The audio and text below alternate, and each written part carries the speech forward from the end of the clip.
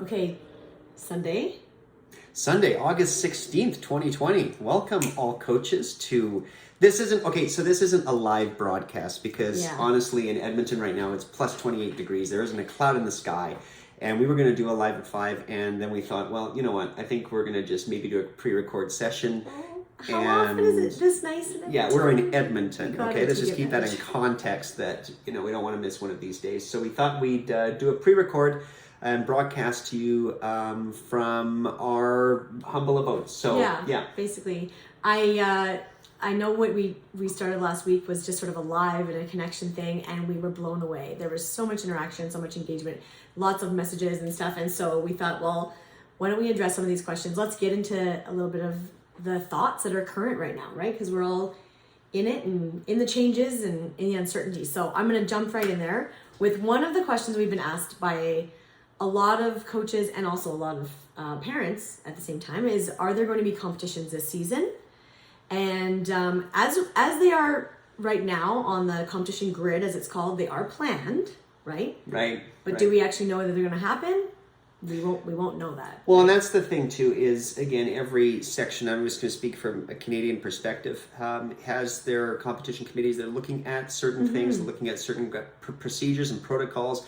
So that's kind of one of those things right now, mid to kind of, late August, we're probably going to hear a little bit more about what the plan would be for that. So yeah, I mean, and also you guys, I just want to say one more thing. We had so many questions come in that was just great. So please keep those questions coming in, because this is how we're going to engage once we get them from you. And we're going to do the very best that we can to answer them and hopefully give you the support that you guys need moving forward into the fall. So absolutely. And we've seen some international protocols coming out, about competitions and return to play as far as actually hosting them and so on. So we know that it's coming. I think it's just, we're all used to planning. Skaters are planners, right? We want to be on the ball and do all the things. And for us, we're planning as if they're happening. And, our skaters, we've been training as if they're going to compete. And when they compete, they'll be ready. Well, one of the things that I've also said too, I don't know if this is another question that is here, we can maybe dovetail into that one too, but it's how to keep the skater or the child motivated during this time as well, when there might not be something on the grid. I mean, one of my colleagues was talking to me about that yesterday, and it was a close conversation about what we're all trying to do as coaches, and I think that's a very, very good question, in that what I've basically said to my skaters, I have a group chat with them on the WhatsApp, and I just go, look, you guys, we're in a preparation mode right now. It's very different. Always a Wild Rose competition creates that sense of an urgency where you have to go. There's always going to be that competition energy. Well, we didn't have that this year. No summer event.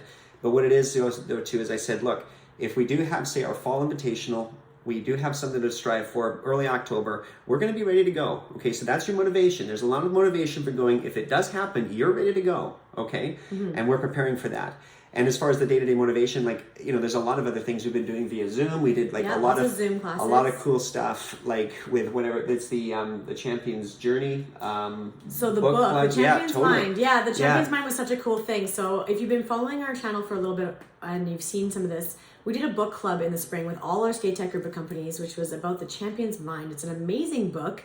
I really recommend it. I listened to it on audio because I love doing my run and listening to these ideas, but we did a book club and we did 4 Zoom sessions. They're all recorded. We had special guests and really cool ideas from people, all people that are interested in high performance. So that's a really tangible thing. And if you want those links, just send us an email, skatingmasterclass@gmail.com, when we'll send you the links to those videos, those Zooms, because there's this place where there's so much mental game, and we know this, right? In normal times, we always think about, mental game and physical, but I think right now it's even more important. Well, and that's a good point that you mentioned too. Maybe there's an intellectual end to it right now where we can motivate the skaters too on an intellectual mind conversation. So, there's lots of different ways to be able to do that within the structure of maybe we don't have an event or maybe we do, right? So that's the ongoing conversation I think that we kind of having. It's a lot of fun actually when we started that too. I mean, one of my skaters I know the other day was really into the book, and she's so really excited, and she's really loving it, and she's really she's getting a lot from it. So I think that if we can maybe engage them that way, keep them motivated in a different way. Maybe it's intellectual, like I said earlier, but I have my mom's skater mom workout, things like that, too, right? So connecting with your clients, connecting with parents, and just being creative. I mean, not worrying if you have the right answer, but also just showing up and doing what you can to be really present with people, meet them where they're at, and provide that inspiration that coaches are so good at, right? So speaking of coaching and harness inspiration, we're going to harness the discussion around the harness a different conversation. and I've actually had this one come up a lot. We're talking about the pole harness. We're talking about the promotion pole harness, and we're talking about that because right now, currently in Alberta, Northwest Territories, Nunavut, where I'm coaching, and I'm a pole harness person, it's what I do. It's kind of with the way that I deliver the quality of my lessons. Right now, unfortunately, due to the situation, I'm not able to do that. I know British Columbia, Yukon is with certain protocols and certain procedures that they do follow. But in Alberta, Northwest Territories, Nunavut, currently right now, I'm not. Now, so section by section. There's different rules for different things, and I understand. But for questions where are we going to be at the harness available? Because I've had that question coming from fellow colleagues of mine, coaching colleagues. I've had it coming from parents. When are we going to see this again? I'd invite everybody to please email your section, your jurisdiction, ask them the question about it.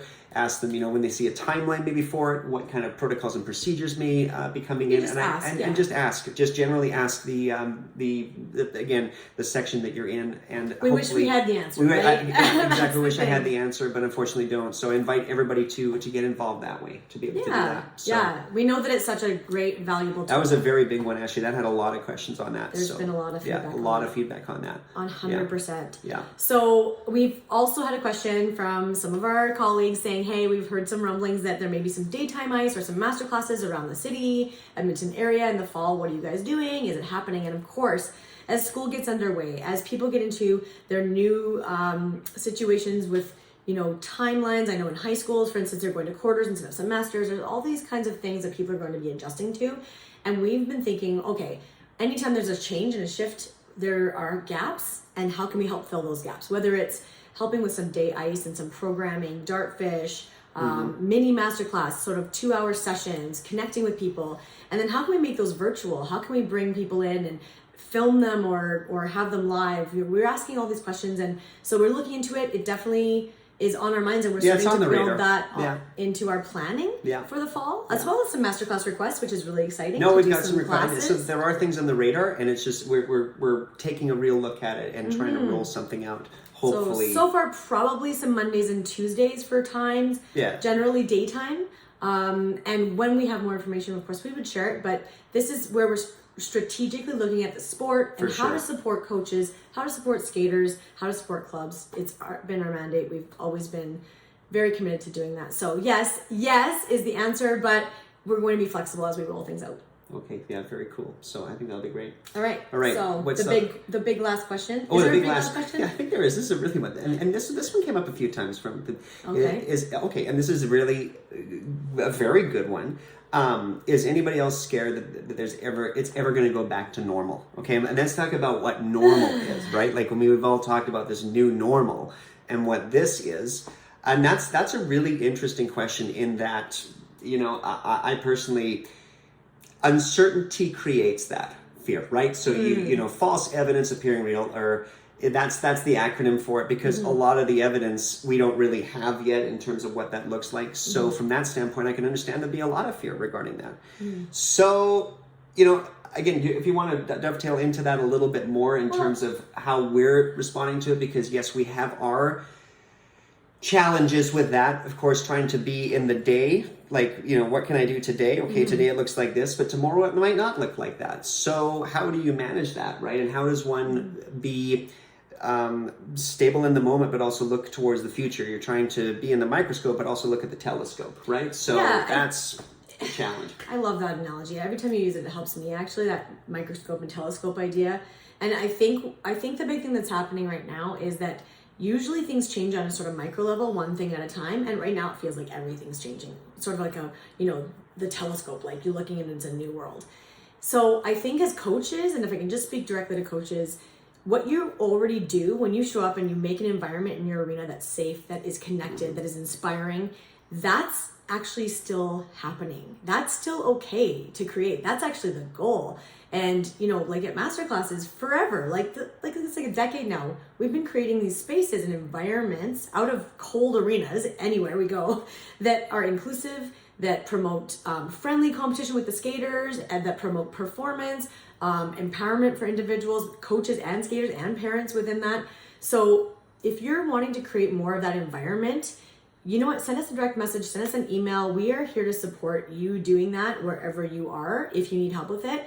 But also remember, you know, if you create that fun as your focus, of course you have rules, you have protocols, all those things, but don't let yourself forget the fun, what draws you to the rink, what makes you want to skate. And this is really normal for us. Not a lot has really changed for us as far as how we're coaching.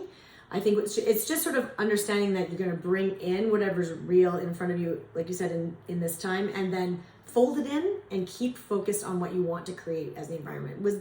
Does that make sense? No, for sure. And again, you know, there is a lot of uncertainty. There's a lot of question marks. There is a lot of, you know, trying to plan for moving targets. Yeah.